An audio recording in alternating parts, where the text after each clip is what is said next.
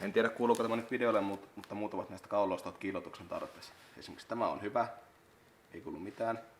Tähän kynnellä tuntuu ja kuuluu ääni. Tämäkin on ihan ok. Tässä kuuluu ääni. Tässä kuuluu aika selvästi ääni. Tuossakin kuuluu ääni. Tämä on hyvä. Tämä on hyvä. Tuolla on vähän jälkeä. Tarkastellaanpa sitten vähän pyttyjen porauksen kuntoa. Kuten näkyy, ainakaan tästä kuokolmasta ei hoonausjälkiä paljon näy siellä. Kaiken maailman pystysuoria naarmuja kyllä näkyy, mutta nuo eipät itse asiassa ole edes kovin syviä. Myöskin hieman kiillottumaa näkyy, mutta ei tuo oikeastaan mitään järkyttävän pahaa ole. Näyttäisi siltä, että ylä- ja alapäässä on reilua pykävä tuossa, mutta oikeasti tuo raja on vaan kaiken maailman sontaa kertynyt siihen. Tässä pytyssä näkyy myös muita outoja jälkeä, joista ei ole mitään käsitystä, mistä ne johtuvat. Tässä näkyy kans tommosia outoja läikkiä. Tässä ei nyt niinkään. Tässä jopa näkyy hieman hoonausjälkiäkin. Toista kuokulmasta hoonausjäljet ovat jo paremmin nähtävissä. Aivan loppuun kuluneita nämä eivät ole. Katsokaa kuinka pinta kiiltaa tuolta sivusta. Ja tässä ne oudot jäljet tuossa kolmas pytyssä. Ei mitään käsitystä mitä johtuvat. Vähän niin kuin mäntä olisi päässyt heilumaan paikallaan siellä.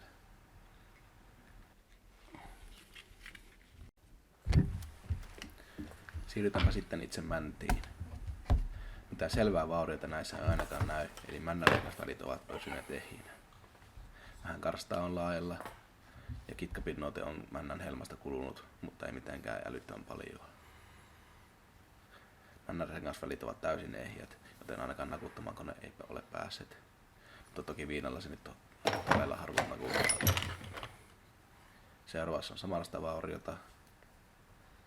Tämä nyt ei sinänsä pitäisi vaikuttaa mitenkään moottorin käyntiin. Toki ei se nyt uutta vastaava ole, mutta kyllä se nyt pitäisi tasaisesti käydä siltikin. Tämän koneen alkuperäinen ongelma oli erittäin tutiseva käynti tietyillä kerrosuvulla, joka luulin johtuu jostakin moottorin mekaanista viasta.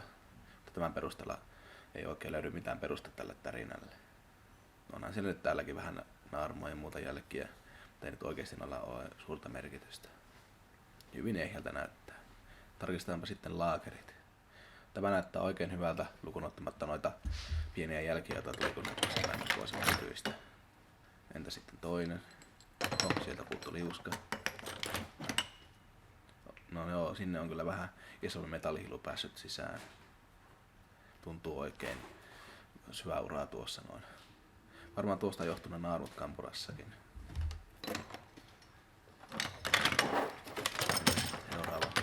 Piksun näköjään näytän vain alakauloja näistä laakereista. Siinä nyt ei mitään järkyttävää näy. Pikkusen jotain kulumaa, mutta ei oikeastaan mitään normaalista poikkeavaa.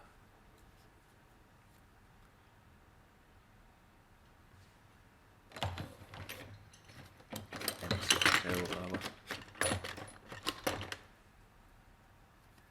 Ei siinäkään mitään normaalista poikkeavaa kulumaa. Siitäkin on joku pieni roska mennyt näköjään läpi. Entäs sitten runkolaakerit?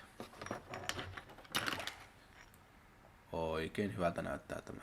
Pientä kiillottumaa, mutta ei mitään niin kovin järkyttävää. Siitä näyttäisi kans olleen menneen joku roska läpi. Vähän tuntuu koloakin tuossa jopa.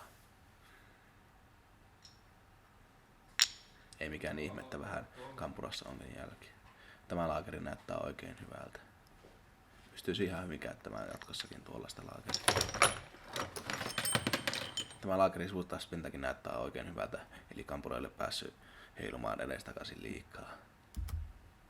Tämä perusteella näyttää sitten mitään vauriota moottorissa oikeastaan ole. Peruskulumaa ja vähän ehkä omasta tyhmyydestä, eli liian paksusta seosta johtumaa kulumaa.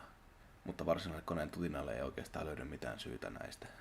Kaikki muut osat, mitä tässä videolla näyttävät, ovat täysin uudenvertoisia, tai en jaksa niitä oikein dokumentoida sen kummemmin. Ne menevät sellaisena takaisin moottorin paikalle. Sitten tarkistellaanpa näitä uusia vanhoja mäntiä. Kuvassa oikealla on vanha mäntä ja vasemmalla uusi mäntä. Huomaatteko eroa venttiilikoloissa? Jostain syystä tässä koneessa on tuplavanousmoottorin männät, joissa on suuremmat venttiilikolot. Ei mitään käsitystä miksi näin on. Mutta katsokaa tätä numeroa tuolla tarkemmin. Tässä numerona on 83.985, mikä merkkää männän halkaisia. Tämä on hyvin normaali lukema, mitä näissä yleensä näkee. Mutta sitten tämä paikallaan on ollut mäntä. Vähän hankala saa kyllä videolle tuota lukemaa, mutta siinä se on 83.955, eli huomattavasti ohuempi, mitä normaalisti näissä on männät. En tiedä voisiko nuo oudot jäljet pytystä johtua siitä, että mäntä on päässyt heilumaan siellä liikaa, koska näyttää siltä, että pikkusen liian väljät näihin pyttyihin. Siinäpä olisi uusi lohko, johon pitäisi ruveta moottoria kasaamaan. Lisäksi täältä löytyy uudet männät sekä runkopukit tähän uuteen lohkoon. Mulla on tuo lohkon omat runkopuvut, koska noita runkopukkeja ei itse asiassa saisi sekoittaa ollenkaan. Ne pitää pistää vielä oikean järjestyksen oikein päinkin kun kasaa. Toivottavasti keksitään miten päin ne tulee. Täältä löytyy sinippukiertokankiakin. Täällä on samoja heikkoja M52 koneen kiertokankia. Joten ajattelin ottaa täältä M50 koneen paksummat kiertokanget. Toinen näistä on 2-litrainen ja toinen 2,5-litrainen. En nyt ole ihan varma kumpi on kumpi, mutta kyllä tuota tyyppikilvestä se pitäisi saada selville.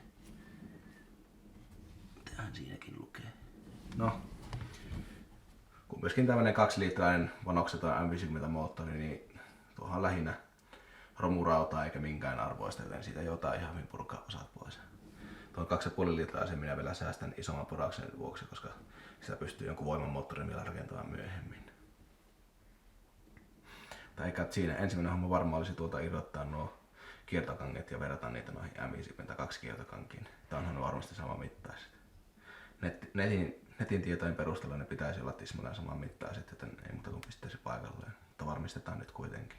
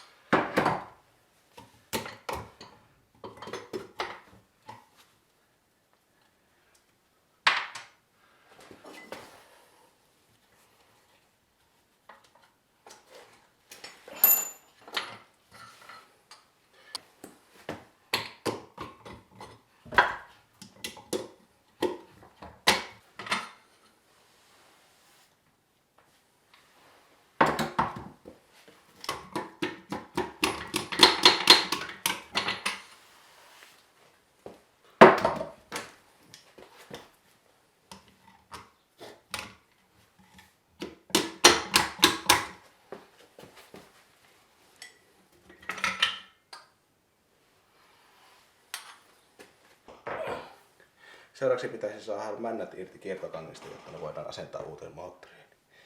Ensimmäiseksi irti lähtee sokka. Rotatte siellä silmään. Tämän jälkeen painetaan vain männän tappi pois paikalta. Tai ainakin se pitäisi lähteä painamalla. Näköjään ei lähde.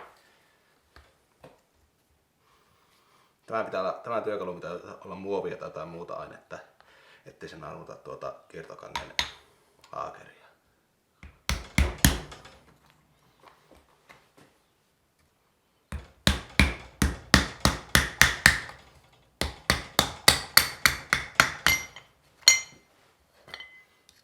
Ensimmäinen pois.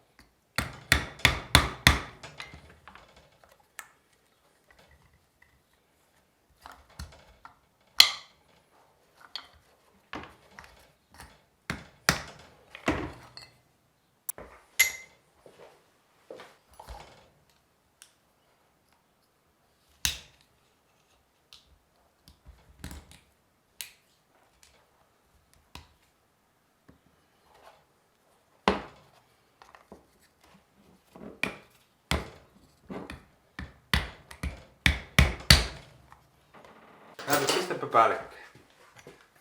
No onhan ne pikkusen jytkymät. Joo. Vähän lyhyempi. Eikä oo. Ei se vaan mitään. Mutta onko tämä materiaali sama? Onko tämä vähän vahvempi? Onko tämä semmoinen, että se En menee tiedä. räsähtää poikki ja tämä taipuu? Niin siinä vissiin on. Mutta se, että nämä kestää voimaa ihan vitusti enemmän. Paljon ne sulle kestää? Onko tämä En mä tiedä. Onko sillä satana Matsallakaan oli siinä, se oli se 800 heppaa siinä M20 oli nämä. No sitten. Mut sillä voimalla oli vääntynyt. Niin, ettei ei ole räsähtänyt poikki. Ei se ollut poikki mennyt kyllä. Onhan niissä selvää. Entä pistäpä sivuttua? Ei ne paksummat.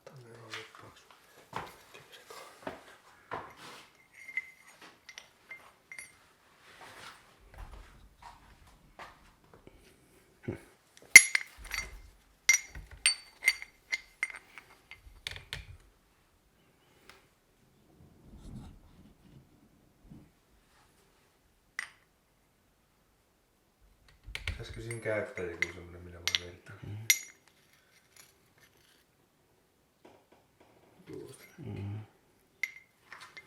No niin, ja seuraavassa jaksossa päästäänkin sitten kasaamaan uutta moottoria.